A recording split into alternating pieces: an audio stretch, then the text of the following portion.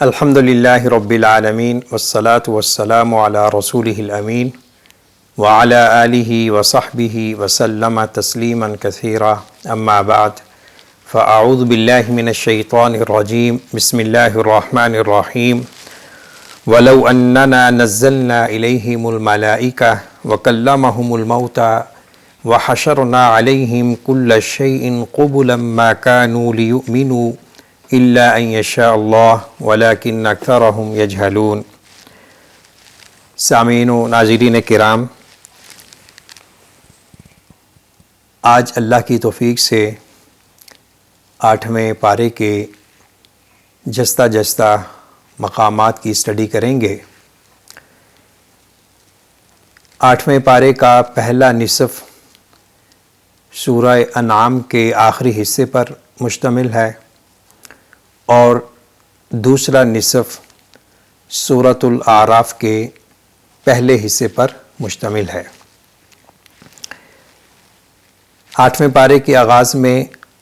اللہ رب العزت نے مشرکین عرب جو اللہ کے رسول صلی اللہ علیہ وسلم کی نبوت و رسالت کی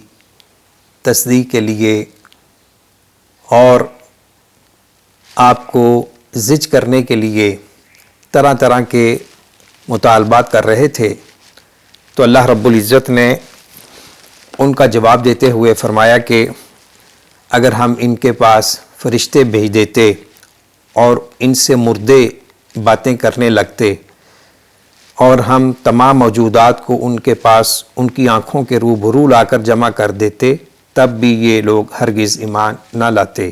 ہاں، اگر اللہ ہی چاہے تو اور بات ہے، لیکن ان میں زیادہ لوگ جہالت کی باتیں کرتے ہیں۔ اللہ رب العزت جسے ہدایت عطا فرماتے ہیں وہ بہت سے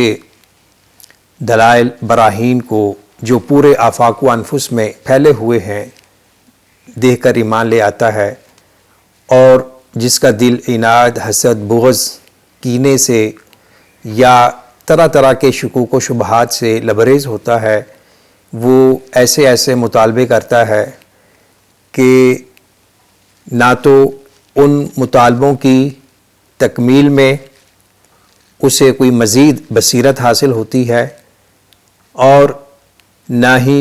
یہ مطالبے اس کی کوئی عقل اور بصیرت کی دلیل ہوتے ہیں، سوائے ہٹ دہرمی اور ضد انانیت کے۔ تو اس کے بعد اللہ رب العزت نے فرمایا کہ ہم نے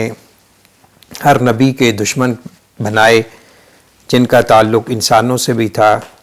اور جنوں سے بھی، یعنی یہ وہ شیاطین ہوتے ہیں جو ایک دوسرے کو وحی کرتے ہیں، ایک دوسرے کو سپورٹ کرتے ہیں۔ تو فرمایا کہ یہ جو لوگ من گھڑت باتیں کرتے ہیں آپ ان کی پرواہ نہ کیجئے، ان کو ان کے حال پہ چھوڑ دیجئے۔ وَتَمَّتْ كَلِمَةُ رَبِّكَ صِدْقًا وَعَدْلًا لَا مُبَدِّلَ لِكَلِمَاتِهِ وَهُوَ السَّمِيعُ الْعَلِيمُ۔ آپ کے رب کا کلام سچائی اور انصاف کے اعتبار سے کامل ہے، یعنی اخبار و واقعات کے لحاظ سے سچا ہے اور احکام و مسائل کے اعتبار سے عادل ہے، یعنی اس کا ہر امر اور نہی عدل و انصاف پر مبنی ہے، کیونکہ اس نے انہی باتوں کا حکم دیا ہے جن میں انسانوں کا فائدہ ہے اور انہی چیزوں سے روکا ہے جن میں نقصان اور فساد ہے۔ گو انسان اپنی نادانی یا اغواء شیطانی کی وجہ سے اس حقیقت کو نہیں سمجھ سکے۔ تو اللہ رب العزت کے جو احکامات ہیں، فرامین ہیں، وہ مبنی بر عدل، انصاف اور حکمت کے ہیں۔ اور پھر اللہ تعالیٰ نے ایک بڑی عالمگیر افاقیر حقیقت کو بیان فرمایا، وَإِن تُطِعْ أَكْثَرَ مَنْ فِي الْأَرْضِ يُضِلُّوكَ عَنْ سَبِيلِ اللَّهِ إِن يَتَّبِعُونَ إِلَّا الظَّنَّ وَإِنْ هُمْ إِلَّا يَخْرُصُونَ، کہ اگر آپ روئے زمین میں رہنے والوں کی اکثریت کی پیروی کریں گے تو یہ لوگ آپ کو راہ راست سے ہٹا دیں گے۔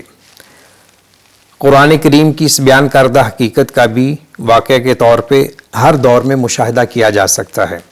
دوسرے مقام پر اللہ تعالیٰ نے فرمایا وَمَا أَكْثَرُ النَّاسِ وَلَوْ حَرَصْتَ بِمُؤْمِنِينَ، سورہ یوسف آیت نمبر 103، یعنی آپ کی خواہش کے باوجود اکثر لوگ ایمان لانے والے نہیں۔ اس سے معلوم ہوا کہ حق و صداقت کے راستے پر چلنے والے لوگ ہمیشہ تھوڑے ہی ہوتے ہیں، جس سے یہ بات بھی ثابت ہوئی کہ حق و باطل کا معیار دلائل و براہین ہیں، لوگوں کی اکثریت و اقلیت نہیں۔ یعنی ایسا نہیں ہے کہ جس بات کو اکثریت نے اختیار کیا ہو وہی حق ہو اور اقلیت میں رہنے والے باطل پر ہوں، بلکہ مذکورہ حقیقت قرآنی کی روح سے یہ زیادہ ممکن ہے کہ اہل حق تعداد کے لحاظ سے اقلیت میں ہوں اور اہل باطل اکثریت میں ہوں، جس کی تائید اس حدیث سے بھی ہوتی ہے جس میں آپ صلی اللہ علیہ وسلم نے فرمایا کہ میری امت 73 فرقوں میں بٹ جائے گی، جن میں سے صرف ایک فرقہ جنتی ہوگا، باقی سب جہنمی۔ اور اس جنتی فرقے کی نشانی آپ صلی اللہ علیہ وسلم نے یوں بیان فرمائی کہ جو ما انا علیہ واصحابی، میرے اور میرے صحابہ کے طریقے پر چلنے والا ہوگا۔ سنن ابی داؤد کی یہ حدیث ہے۔ اس کے بعد اللہ رب العزت نے جانوروں کے حوالے سے، جو جانور جن کا گوشت کھایا جاتا ہے اور بالخصوص ان پر تسمیہ کے حوالے سے چند احکامات کا ذکر فرمایا ہے، ان کا خلاصہ پیش خدمت ہے۔ جس جانور پر شکار کرتے وقت یا ذبح یا نحر کرتے وقت اللہ کا نام لیا جائے اسے کھا لو، بشرطے کہ وہ ان جانوروں میں سے ہوں جن کا کھانا مباح ہے۔ اس کا مطلب یہ ہوا کہ جس جانور پر عمدن ان موقعوں پر اللہ کا نام نہ لیا جائے وہ حلال و طیب نہیں،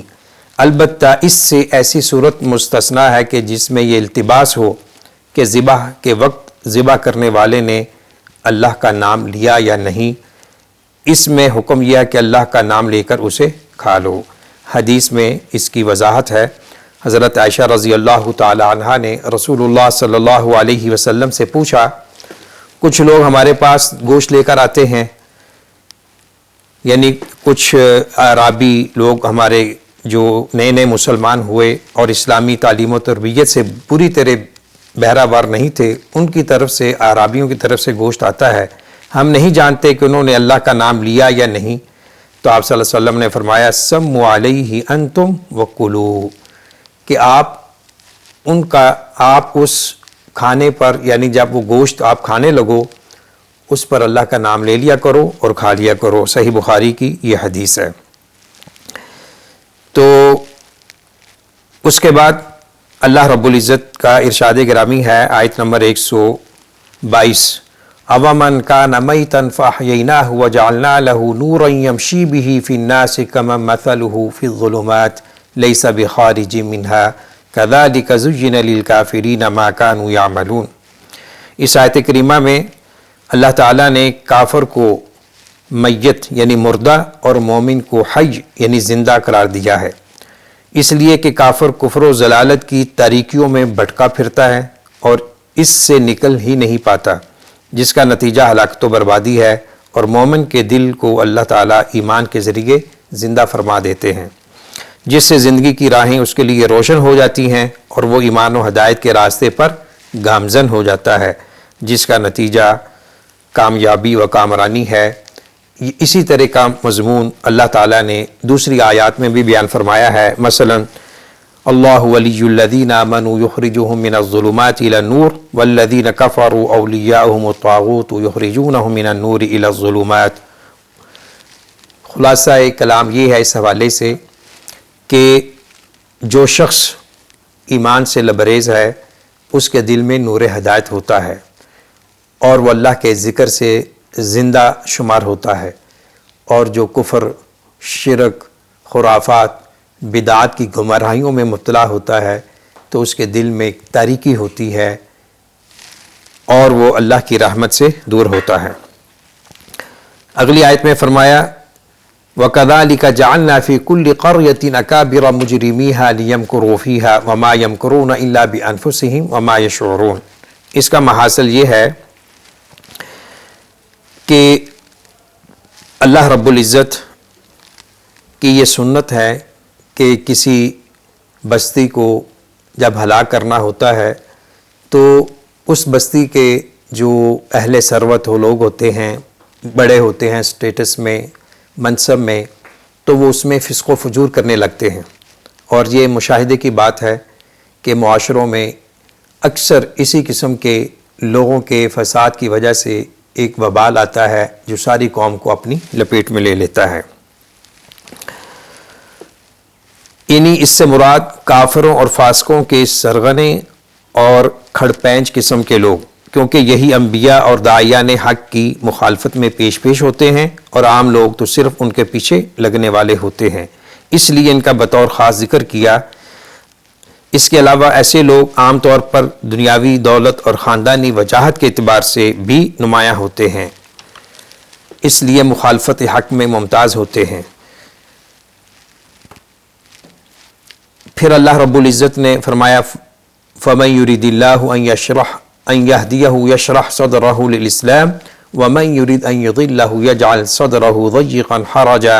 كَأَنَّمَا يَصَّعَّدُ فِي السَّمَاءِ كَذَلِكَ يَجْعَلُ اللَّهُ الرِّجْسَ عَلَى الَّذِينَ لَا يُؤْمِنُونَ وَهَذَا صِرَاطُ رَبِّكَ مُسْتَقِيمًا قَدْ فَصَّلْنَا الْآيَاتِ لِقَوْمٍ يَذَّكَّرُونَ۔ اس آیت کا دو آیتوں کا خلاصہ یہ ہے کہ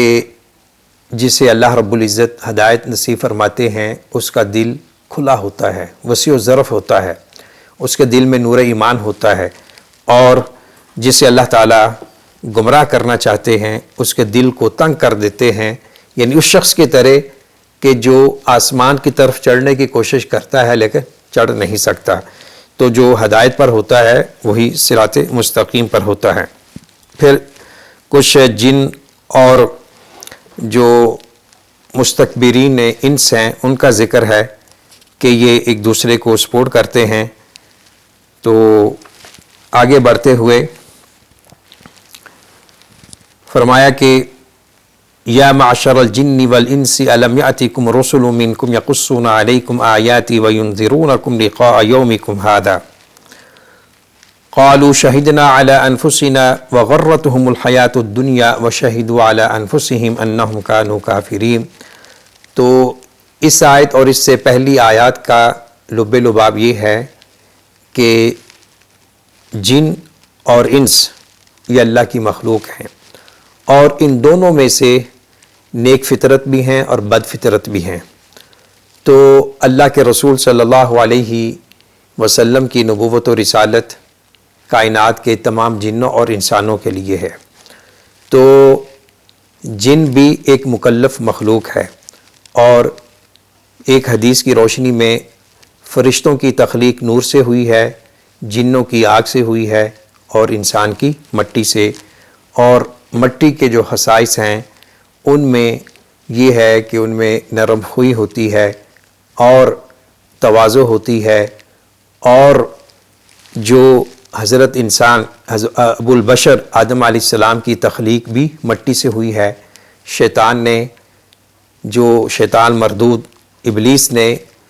جو سجدہ کرنے سے انکار کیا تھا، اس نے عقلی دلیل یہی دی تھی کہ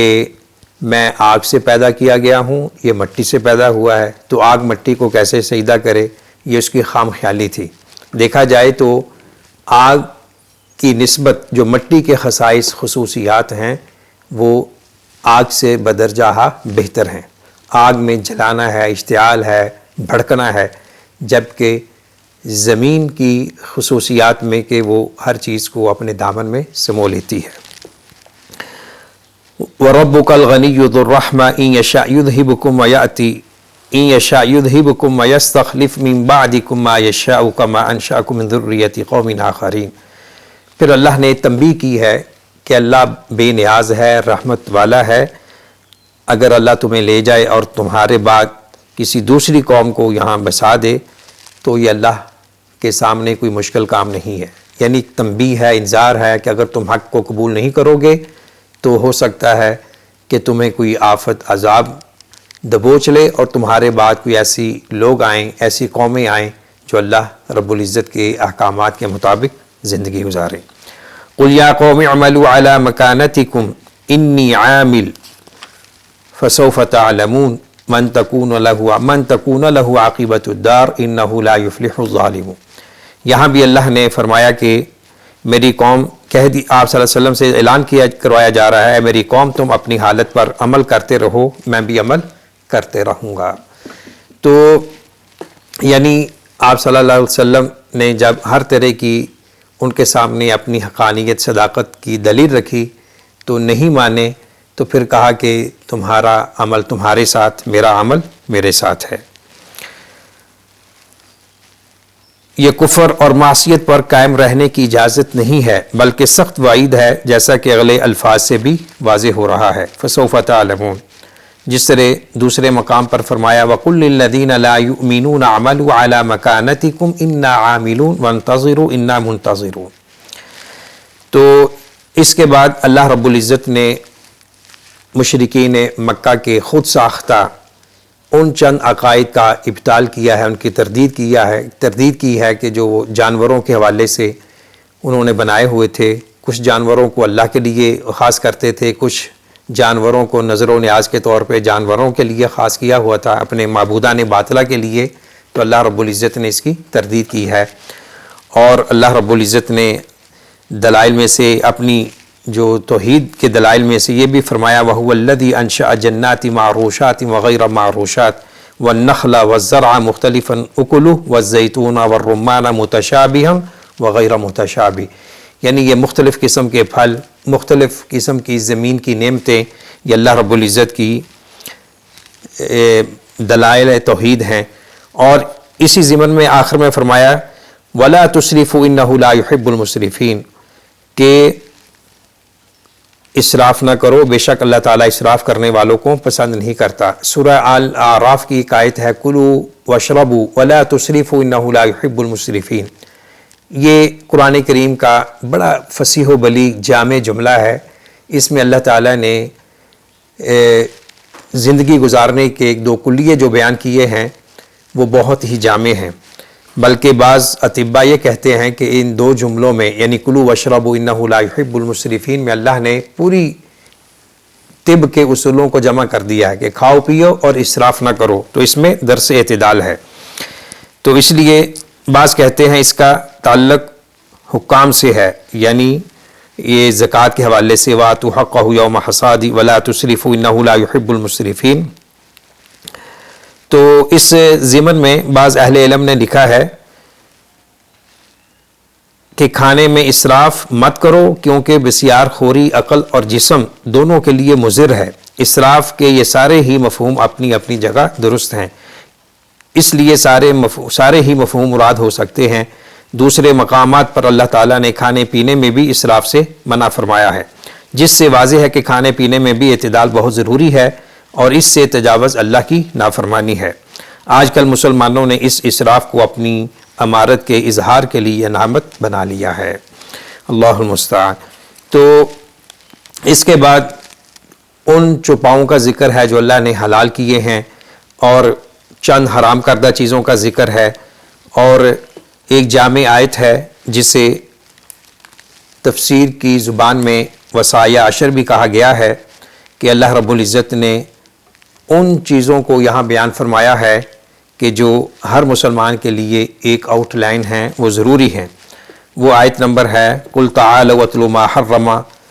عَلَيْكُمْ قُلْ تَعَالَوْا أَتْلُ مَا حَرَّمَ رَبُّكُمْ عَلَيْكُمْ أَلَّا تُشْرِكُوا بِهِ شَيْئًا، آخر تک، یعنی آیت نمبر 151۔ تو اس میں اللہ رب العزت نے شرک سے منع کیا ہے، والدین سے حسن سلوک کا حکم دیا، اور اولاد کو فقر فاقہ کی وجہ سے قتل کرنے سے روکا ہے، اور ظاہری اور پوشیدہ بے حیائی کے کاموں سے روکا ہے، قتل ناحق سے روکا ہے، اور یتیم کے مال کو ناجائز طریقوں سے ہڑپ کرنے سے روکا ہے، اور اسی طرح ناپ تول میں پورا کرنے کا حکم دیا ہے، ڈنڈی مارنے سے روکا ہے، عدل کی بات، انصاف کی بات کہنے کا اللہ نے حکم دیا ہے، اور پھر فرمایا وَأَنَّ هَٰذَا صِرَاطِي مُسْتَقِيمًا فَاتَّبِعُوهُ وَلَا تَتَّبِعُوا السُّبُلَ فَتَفَرَّقَ بِكُمْ عَنْ سَبِيلِهِ ذَٰلِكُمْ وَصَّاكُمْ بِهِ لَعَلَّكُمْ تَتَّقُونَ، یعنی یہ صراط مستقیم ہے، یہ وہ راہ راست ہے جس کا ہم اللہ سے سوال کرتے ہیں اہدنا الصراط المستقیم۔ تو جو کتاب و سنت کا راستہ ہے وہی صراط مستقیم ہے، باقی جو ارد گرد کے راستے ہیں یمین و یسار کے، وہ پک ڈنڈیے ہیں، وہ ہر پک ڈنڈی پر شیطان بیٹھا ہوا ہے۔ اللہ ہمیں صراط مستقیم کی نعمت سے نوازے۔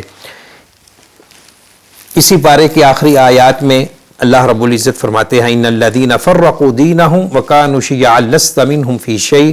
انما امرہم الی اللہ ثم ینبئہم بما کانوا یفعلون، آیت نمبر 159۔ تو اس آیت کی تفسیر کا جو خلاصہ اس طرح ہے کہ اللہ رب العزت فرماتے ہیں ان الذین فرقوا دینہم، جن لوگوں نے اپنے دین کو ٹکڑے ٹکڑے کر دیا، تفرقہ بازی میں بٹک گئے، تو آپ کا تعلق اس سے نہیں ہے، یعنی گروہ در گروہ ہو گئے۔ بعض اہل علم نے کہا کہ اس سے مراد یہود و نصارہ کے گروہ ہیں، اور بعض نے کہا کہ اس امت کے بھی وہ افراد، طبقات، گروہ شامل ہیں جو کتاب و سنت کے راستے کو چھوڑ کر اپنی اپنی جماعت بناتے ہیں، گروہ بناتے ہیں،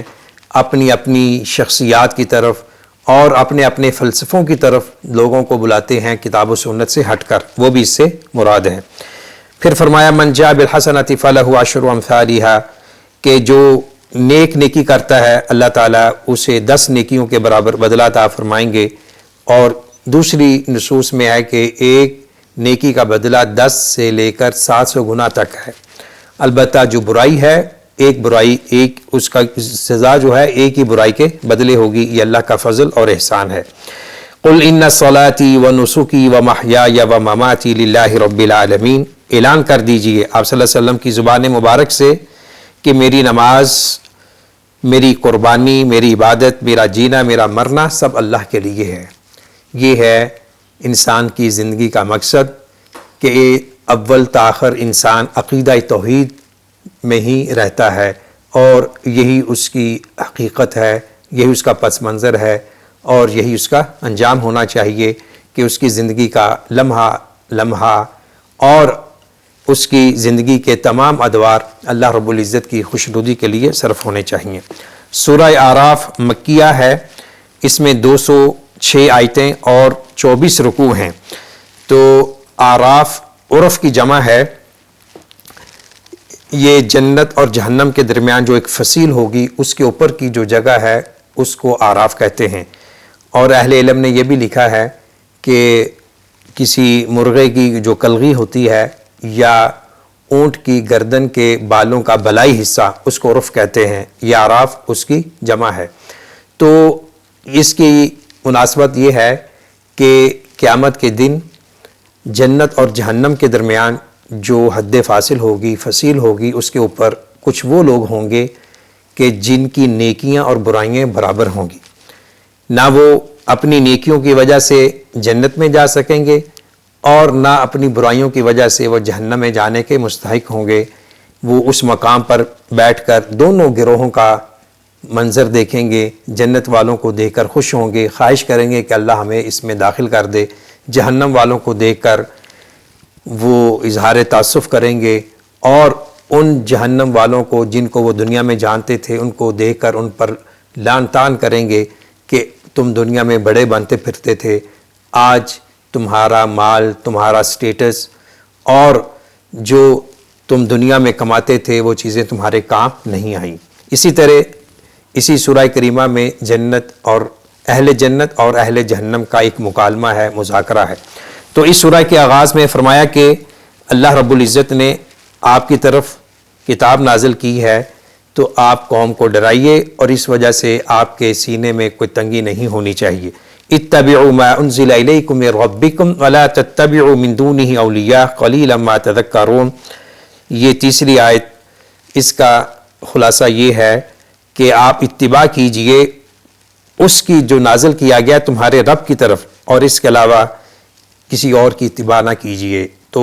اہل تفسیر نے اس آیت کے تفسیر میں لکھا ہے کہ اس سے مراد آپ صلی اللہ علیہ وسلم پر وحی کے ذریعے قرآن و سنت جو بھیجا گیا ہے وہی قابل اتباع ہے، اللہ اس کے رسول کی اطاعت بلا مشروط ہر ایک مسلمان کے لیے ضروری ہے۔ پھر اس کے بعد اللہ رب العزت نے ذکر کیا نبیوں کا اور ان کی قوموں کا۔ رسالت کے حوالے سے 3 چیزیں ہوتی ہیں، مرسل بھیجنے والا، مرسل جسے بھیجا گیا رسول، اور مرسل الی جس کی طرف بھیجا گیا یعنی اقوام و ملل۔ تو ان تینوں کا ذکر ہے کہ اللہ رب العزت رسولوں سے بھی پوچھیں گے اور قوموں سے بھی پوچھیں گے کہ میری حق بات تھی وہ تم تک کیسے پہنچی، تو اس کا ذکر ہے، آدم علیہ السلام کی تخلیق کا ذکر ہے، اور شیطان نے، ابلیس نے جو انکار حق کیا، سجدہ کرنے سے انکار کیا، اس کا ذکر ہے۔ پھر اس نے دھمکی امیز انداز میں اللہ سے جو مکالمہ کیا اس کا ذکر ہے، اور حضرت آدم علیہ السلام کا جنت میں جانا، پھر جنت سے نکالا جانا، اس کا ذکر ہے۔ پھر اس دعا کا ذکر ہے جو انہوں نے دعا کی تھی، اللہ نے ان پر اپنا رحم کرم فرمایا، ربنا ظلمنا انفسنا وان لم تغفر لنا وترحمنا لنکونن من الخاسرین۔ تو یہ جب جنت سے آدم علیہ السلام، اماں حوا علیہ السلام اور شیطان کو بھی آسمان سے نکال دیا گیا، زمین پر بھیج دیا گیا، تو پھر یہ حق باطل کی آمیزش شروع ہوئی، اور جو تا قیامت رہے گی۔ اس سے معلوم ہوتا ہے کہ حضرت انسان کا جو اصل مقام ہے وہ جنت ہے۔ تو اللہ تعالیٰ نے اب انسان کو زمین میں پیدا کیا ہے، فَإِمَّا يَأْتِيَنَّكُم مِّنِّي هُدًى فَمَن تَبِعَ هُدَايَ فَلَا خَوْفٌ عَلَيْهِمْ وَلَا هُمْ يَحْزَنُونَ، کہ ہدایت پہ عمل کرو گے واپس اپنے مقام پہ آ جاؤ گے، ادروائز جہنم میں دھکیلے جاؤ گے۔ تو یہاں اللہ رب العزت نے اہل ایمان اور اہل کفر کا ایک موازنہ کیا ہے کہ اہل ایمان جنت میں جائیں گے، اہل کفر جہنم میں جائیں گے، اور جو اہل جنت ہوں گے ان کی چند حالات و کیفیات کا ذکر ہے۔ اعراف کے حوالے سے میں بات کر چکا ہوں، اور اس سورہ مبارکہ کا جو آخری رکوع ہے وہ حضرات انبیاء علیہم السلام کی دعوتی اور اصلاحی کاوشوں پر مشتمل ہے۔ حضرت نوح علیہ السلام، حضرت ہود علیہ السلام، حضرت صالح علیہ السلام اور حضرت شعیب علیہ السلام، ان چاروں نبیوں کا تذکرہ جو اس پارے کا حصہ ہے، ان سب میں قدر مشترک یہی ہے، ان اعبدوا اللہ ما لکم من الہ غیرہ، کہ اے میری قوم کے لوگو اللہ کی عبادت کرو، اس کے سوا کوئی معبود برحق نہیں ہے۔ تو آگے سے جو ان کی اقوام نے ریاکشن دکھایا اور اس کا رد عمل پیش کیا، اس کا خلاصہ یہ ہے کہ انہوں نے ان انبیاء علیہم السلام کو بیوقوف کہا، گمراہ کہا، طرح طرح کے الزامات سے اور طرح طرح کے طعن و تشنیع سے ان کو نشانہ بنایا، لیکن اللہ رب العزت نے بالآخر اہل حق ان انبیاء علیہم السلام کی نصرت فرمائی، اور ان کے جو مخالفین تھے، جو کفر، شرک، استکبار میں بڑے ہوئے تھے، اللہ نے ان کو نیست و نابود کر کے رکھ دیا، اور فرمایا کہ اس قسم کے جو واقعات ہیں یہ آنے والی نسلوں کے لیے باعث عبرت ہیں، اس میں درس ہے اور اس میں بصیرت ہے ان لوگوں کے لیے جو عقل والے ہیں، دانا ہیں، اور وہ اس قسم کے واقعات سے سبق حاصل کرتے ہیں۔ اللہ رب العزت سے دعا ہے اللہ تعالی ہمیں ان قرآنی احکامات کے مطابق زندگی گزارنے کی توفیق نصیب فرمائے، جو اوامر ہیں، جن چیزوں کا اللہ نے حکم دیا اختیار کرنے کی توفیق نصیب فرمائے، جن سے روکا اس سے باز رہنے کی توفیق عطا فرمائے، اور ہم سب کا خاتمہ بالایمان ہو۔ وآخر دعوانا ان الحمد للہ رب العالمین۔